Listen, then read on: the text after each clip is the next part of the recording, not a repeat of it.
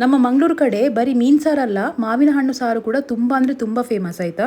ನಮ್ಮ ಕಡೆ ಎಲ್ಲ ಈ ಕೊಂಕಣೀಸ್ ಮಾಡುವಂಥ ಅಂಬೆ ಉಪ್ಕರಿ ರೆಸಿಪಿ ಹೇಗೆ ಮಾಡೋದು ಅಂತ ಈ ವಿಡಿಯೋದಲ್ಲಿ ಶೇರ್ ಮಾಡ್ತಾ ಇದ್ದೇನೆ. ಇದಕ್ಕೆ ಮೇಯ್ನ್ ಬೇಕಿರೋದು ಕಾಟು ಮಾವಿನ ಹಣ್ಣು. ಇದರ ಹಣ್ಣಿಗಿಂತ ಸಿಪ್ಪೆಯೇ ಭಾರಿ ಟೇಸ್ಟ್ ತಿನ್ನಲಿಕ್ಕೆ, ಒಂಥರ ಪರಿಮಳ ಇದು ತಿನ್ನಲಿಕ್ಕೆ.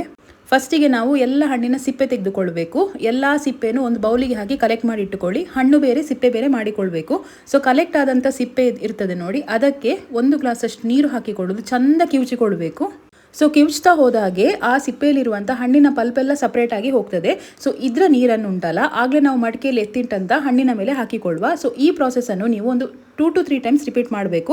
ಸೊ ಮತ್ತೆ ಸಿಪ್ಪೆಗೆ ನೀರು ಹಾಕಿಕೊಳ್ಳೋದು, ಕಿವುಚೋದು, ಇದೇ ಥರ ಒಂದು 3 ಸಲ ಮಾಡಿಕೊಂಡು ಎಲ್ಲ ಒಟ್ಟಿಗೆ ಕಲೆಕ್ಟ್ ಮಾಡಿ ಹಣ್ಣಿನ ಮೇಲೆ ಹಾಕಿಕೊಳ್ಳಿ. ನೆಕ್ಸ್ಟ್ ಇದಕ್ಕೆ ಒಂದು 2 ಹಸಿಮೆಣಸು, ರುಚಿಗೆ ತಕ್ಕಷ್ಟು ಉಪ್ಪು, 1 ಕಪ್ಪಷ್ಟು ಬೆಲ್ಲ ಹಾಕಿದನ್ನು ಬೇಯಲಿಕ್ಕಿಡೋದು. ಇದೊಂದು ಸೈಡಿಗೆ ಬೇಯ್ತಾ ಇರಲಿ. ನೆಕ್ಸ್ಟ್ ಒಂದು ಬೌಲ್ಗೆ 2 ಸ್ಪೂನ್ ಗೋಧಿ ಹಿಟ್ಟು, ಸ್ವಲ್ಪ ನೀರು ಹಾಕಿ ಚಂದ ಮಿಕ್ಸ್ ಮಾಡಿಕೊಂಡು ಬೇಯ್ತಾ ಇರುವಂಥ ಈ ಮಾವಿನ ಹಣ್ಣಿನ ಸಾರು ಉಂಟು ನೋಡಿ, ಅದಕ್ಕೆ ಹಾಕಿಕೊಳ್ಬೇಕು.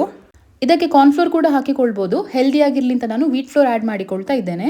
ಇದರ ಸಾರು ತುಂಬ ತೆಳು ಇರೋದ್ರಿಂದ ಗೋಧಿ ಹಿಟ್ಟಿನ ಮಿಕ್ಸರ್ ಹಾಕಿದ ಕೂಡಲೇ ಸ್ವಲ್ಪ ದಪ್ಪ ಆಗ್ತದೆ. ಸೊ ಇದಿಷ್ಟು ಮಾಡಿ ಉಂಟಲ್ಲ, ಒಂದು ಕುದಿ ಬರಲಿಕ್ಕೆ ಬಿಡುವ.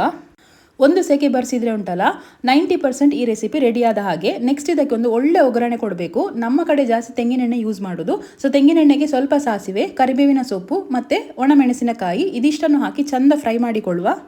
ಸೊ ಇದು ಕಂಪ್ಲೀಟಾಗಿ ಫ್ರೈ ಆದಮೇಲೆ ಆಗಲೇ ರೆಡಿಯಾದಂಥ ಮಾವಿನ ಹಣ್ಣಿನ ಸಾರಿನ ಮೇಲೆ ಇದನ್ನು ಹಾಕಿಕೊಂಡ್ರೆ GSP ಸ್ಪೆಷಲ್ ಅಂಬೆ ಉಪ್ಕರಿ ರೆಡಿ ಟು ಸರ್ವ್. ಈ ರೆಸಿಪಿ ಒಂದ್ಸಲ ಟ್ರೈ ಮಾಡಿ ನೋಡಿ.